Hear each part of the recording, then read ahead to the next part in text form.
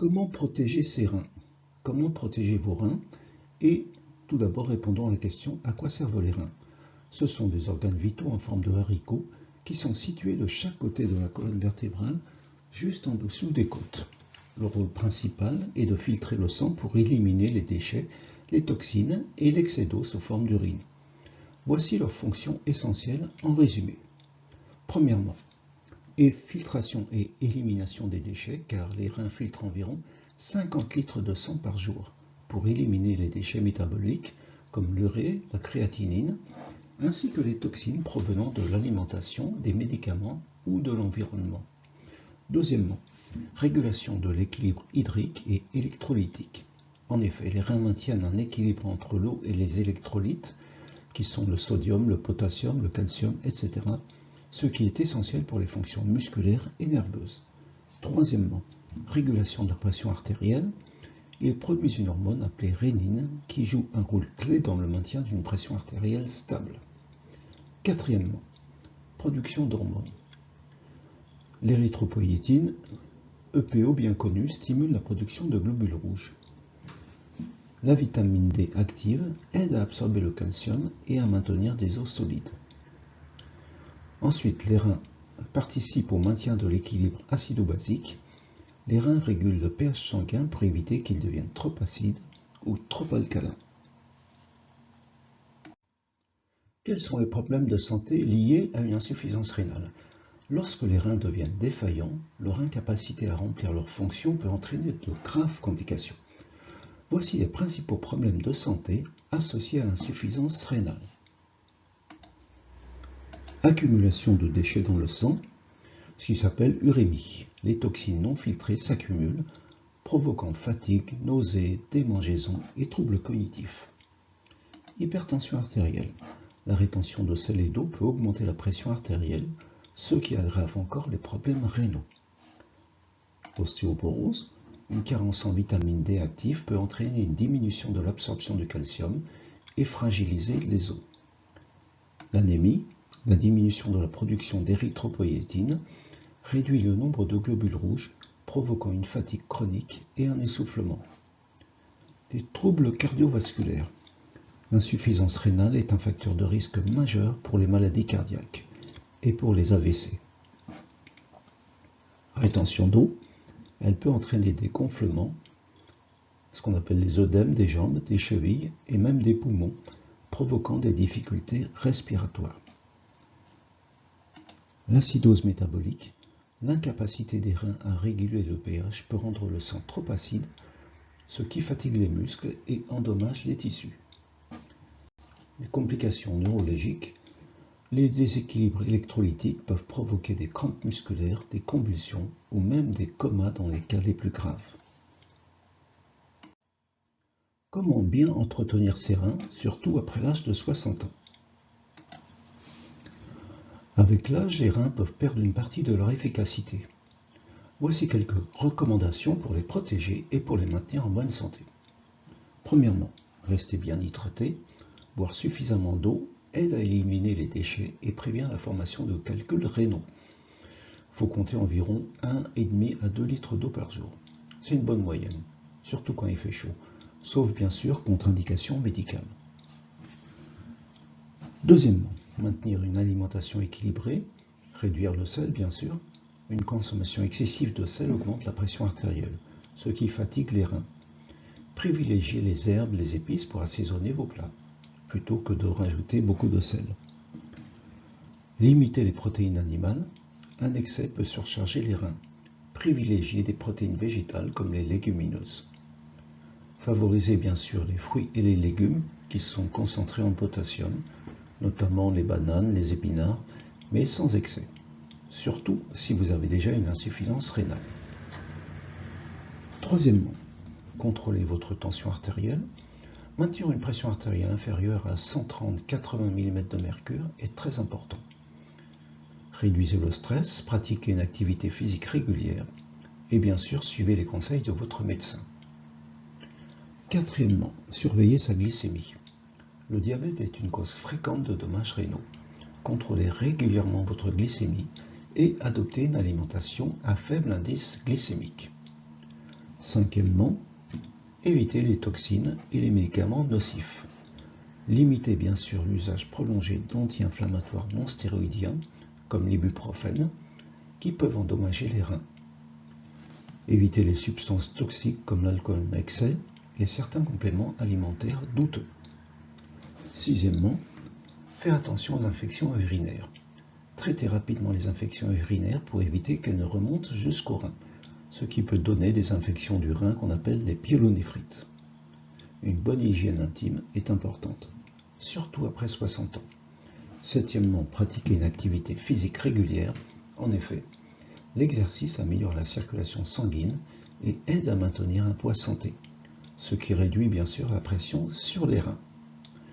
Huitièmement, éviter la déshydratation chronique. Comme on l'a dit, il est nécessaire de boire 1,5 litre, 2 litres d'eau par jour, surtout quand il fait chaud, mais ne laissez pas la soif vous guider. En vieillissant, le mécanisme de la soif peut s'affaiblir. Adoptez plutôt des habitudes régulières pour vous hydrater, pour boire de l'eau régulièrement. Neuvièmement, surveillez les signes d'alerte. Consultez un médecin si vous remarquez une diminution ou une augmentation inhabituelle de la quantité d'urine, une coloration anormale ou une odeur forte de l'urine. Un gonflement, un œdème inexpliqué des jambes, des chevilles ou du visage. Une fatigue chronique ou des nausées persistantes. Dixièmement, faire des bilans de santé réguliers. Après 60 ans, des examens annuels pour mesurer la fonction rénale, créatinine, débit de filtration glomérulaire sont essentiels pour détecter des problèmes précocement. Alors, une question qui revient souvent, c'est existe-t-il des aliments particulièrement bons pour les reins? La réponse est oui, bien sûr, certains aliments sont particulièrement bénéfiques pour les reins. Ils aident à préserver leur fonction, à prévenir les maladies rénales et à maintenir un équilibre hydrique et électrolytique optimal. Voici une liste des aliments favorables pour les reins, ainsi que leurs bienfaits spécifiques.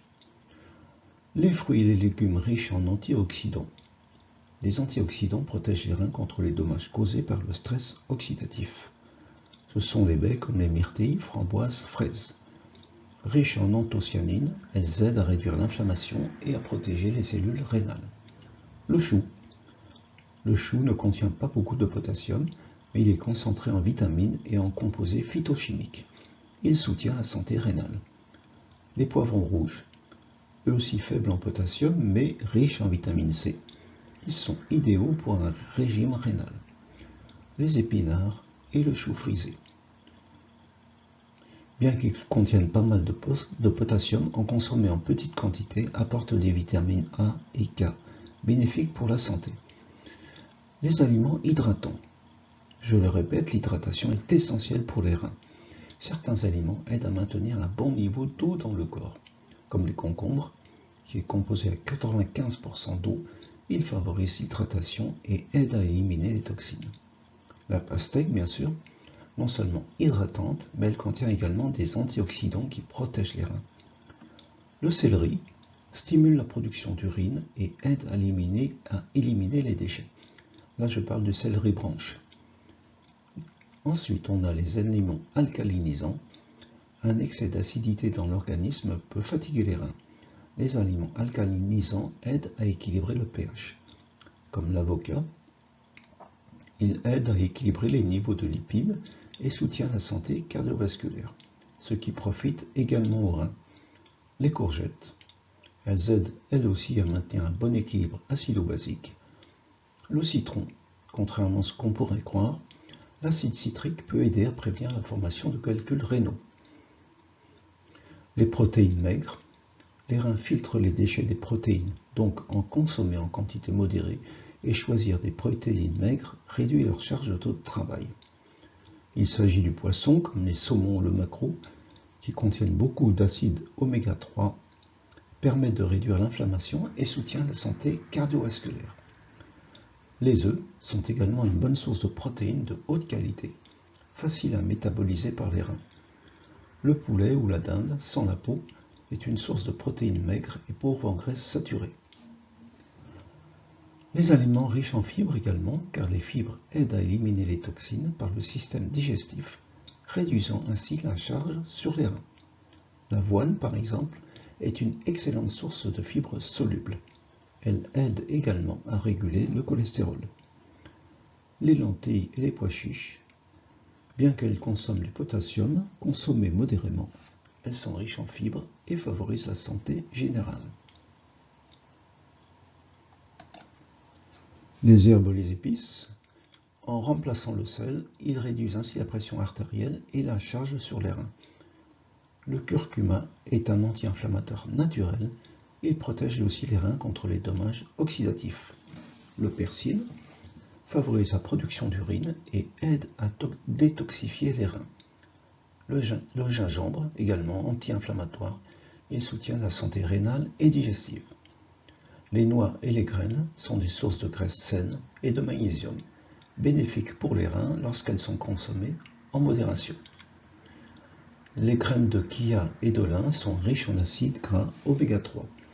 Elles réduisent ainsi l'inflammation. Les noix, toujours en petite quantité bien sûr, sont source d'oxydants et de bons lipides.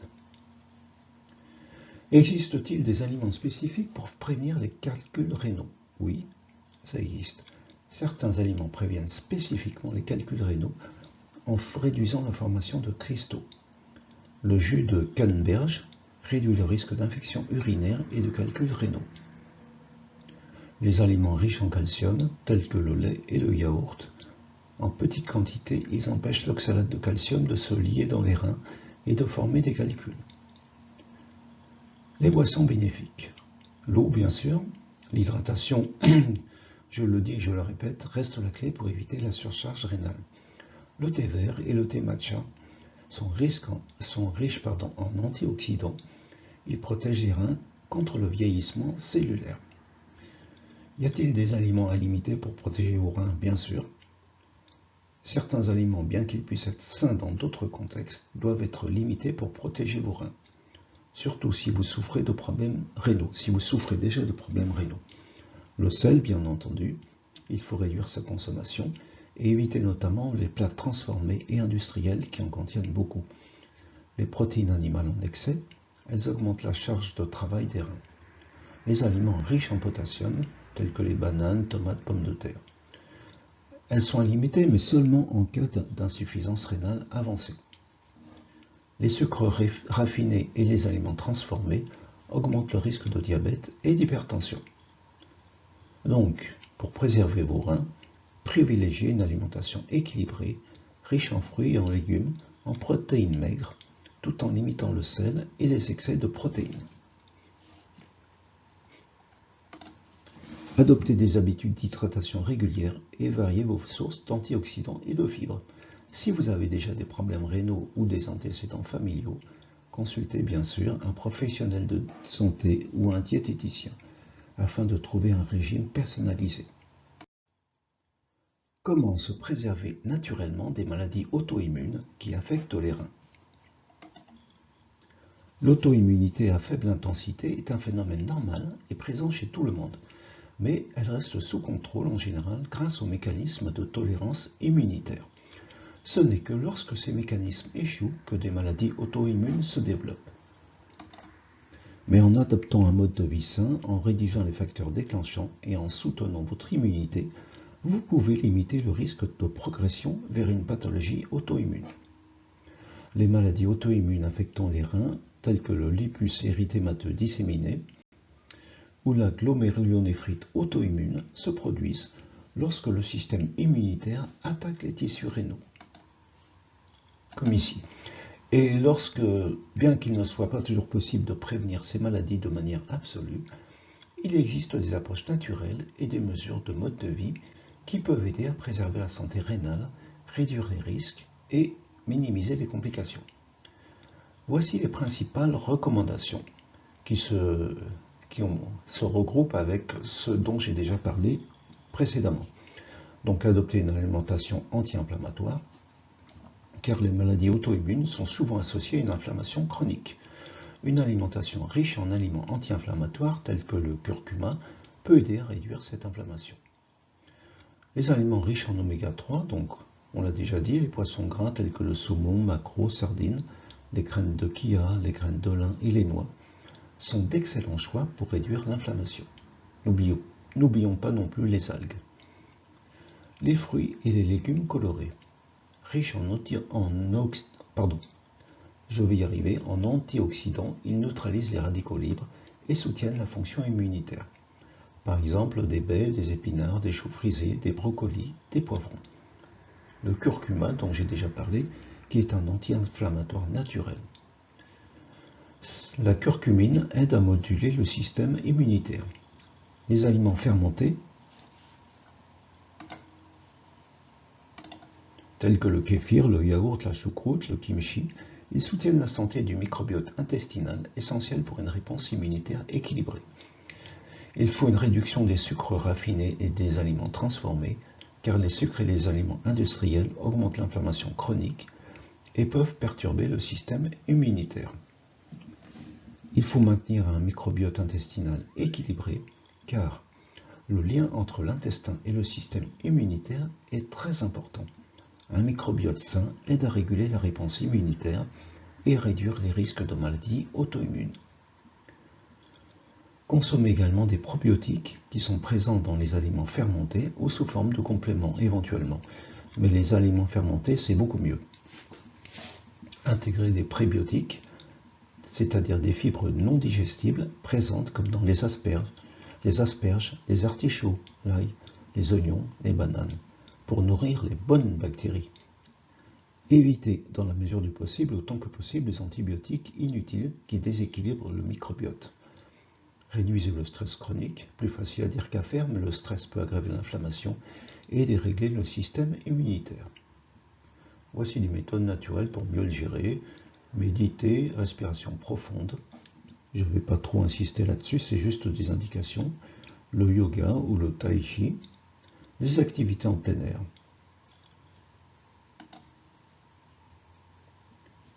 Pratiquer une activité physique régulière, bien sûr.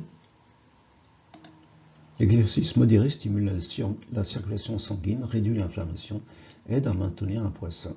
Donc, ce qui est là aussi essentiel pour protéger les reins. Donc, en gros, activité recommandée 150 minutes par semaine d'exercice d'intensité modérée, comme marche rapide, vélo, natation. Évitez par contre les exercices d'intensité excessive qui peuvent provoquer une inflammation ou un stress oxydatif. Dormir suffisamment, bien sûr, car un sommeil de qualité est essentiel pour réguler le système immunitaire. En effet, les personnes souffrant de troubles du sommeil ont souvent un risque accru de développer des maladies auto-immunes. Limitez l'exposition aux toxines, car les toxines environnementales peuvent déclencher ou aggraver les maladies auto-immunes. Réduisez l'exposition aux pesticides. Privilégiez les aliments biologiques autant que possible. Évitez les plastiques contenant des perturbateurs endocriniens. Utilisez plutôt des contenants en verre ou en acier inoxydable. Filtrez l'eau potable, utilisez un filtre pour éliminer les métaux lourds ou autres contaminants. Très important aussi, gérer les infections précocement, car certaines infections peuvent déclencher des maladies auto-immunes ou endommager les reins si elles ne sont pas traitées rapidement, comme par exemple les infections streptococciques qui peuvent entraîner une glomérulonéphrite. Traitez rapidement, bien sûr, toute infection urinaire ou respiratoire.